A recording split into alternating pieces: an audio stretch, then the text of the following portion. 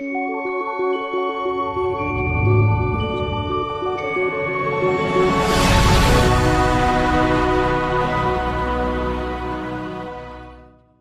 us continue the another topic in respiratory disorders, bronchial asthma.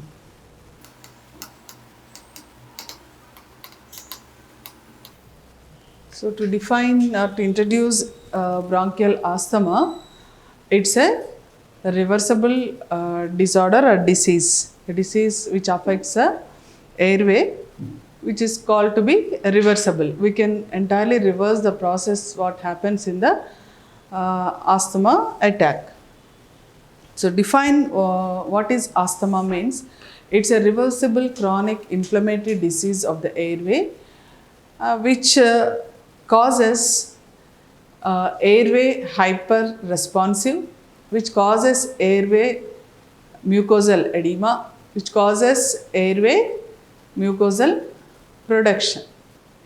So, to define what is bronchial asthma, it's a reversible chronic inflammatory diseases of the airway, which in turn causes hyperresponsiveness of the airway. There will be mucosal edema in the airway and there will be mucus production observed in airway. Then come to the etiological factors. What causes this bronchial asthma? Like viral respiratory infection is one of the cause. Nasal sinus problems, nasal problem as well as sinus problem, like we have seen, no, rhinitis and sinusitis, upper airway tract infections. Then exposure to the allergens, which where the hyperresponsiveness of the airway starts. Then airway irritants, like when we get exposed to the pollutants, smoke, fume, cold, extreme heat. Then certain people, because of their occupation, they get exposed to the irritants, certain drugs. Then food additives, like those additives added in the food. When we consume those foods, there is a chance for bronchial asthma. And diet and gastroesophageal reflux disease. And certain psychological factors like emotional upset, and if they get into stress, then also exercise. At times when people undergo or do the exercise, there is a chance for asthmatic attack, and certain medications also causes asthma. These are the various causes or etiological factors of asthma.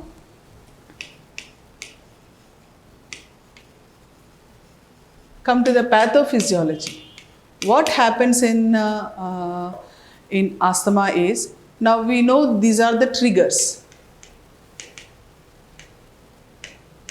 Triggers which causes immune activation. Immune and degranulation of mast cells also occur. Degranulation of mast cells. So what happens in immune activation, like interleukin 4, IL-4, interleukin 4 and immunoglobulin E are going to be produced.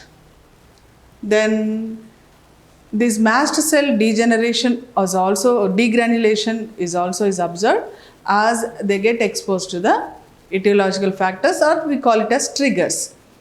What happens is that after these two, activation of immune system by producing IL-4 and immunoglobulin E and degranulation of mast cells, inflammatory mediators are going to be produced. These are going to be called as inflammatory mediators. Right? As these inflammatory mediators are coming into the existence, they cause vasodilation. Right? Vasodilation, there will be increased capillary permeability. Capillary permeability, right? So as this activation, immune activation and degranulation of mast cells, they come into external, we call it as inflammatory mediators. As the inflammatory mediators start their physiological existence, they start doing vasodilation. Because of that, there will be increased capillary permeability. The other side, there will be cellular infiltration. Cellular infiltration. Cellular infiltration like neutrophils, eosinophils and lymphocytes are going to increase in its count. So what are those? Cellular infiltration means more the number of cells they come into the place where there is this reaction taking place, especially neutrophils, eosinophils and lymphocytes in the circulating blood. As this cellular infiltration and vasodilation causes bronchospasm. Bronchospasm. That's why when patients suffering with asthma attack, they complain that there is something tightness in the bronchial tree. Bronchospasm. Vascular changes, that is vascular congestion. So the blood supply to the bronchial tree become congested, that is vascular congestion. Because of that, mucus secretion, because we have seen hyperresponsiveness, mucosal edema and mucus production. So part of that, now bronchospasm, vascular congestion, mucosal secretions and impaired mucociliary function. So what happens generally, mucociliary function, any extra secretions are there, it will be in order to remove easily this mucociliary function actually helpful. That secretions are going to get impaired. That's why most of the secretions get attached to the bronchial tree. And thickening of airways. Because of these secretions, the airway become thickened. These are the common symptoms we see out of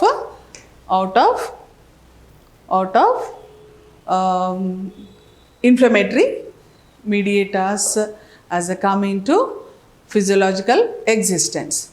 And also because of this, what happens is, as this increased vasodilation and increased capillary permeability, the other side cellular infiltration, because of that there are certain changes, bronchospasm, bronchial vasoconstriction and impaired mucociliary function and thickening of the airways. And what happens is, because of that, there will be bronchial hyperresponsiveness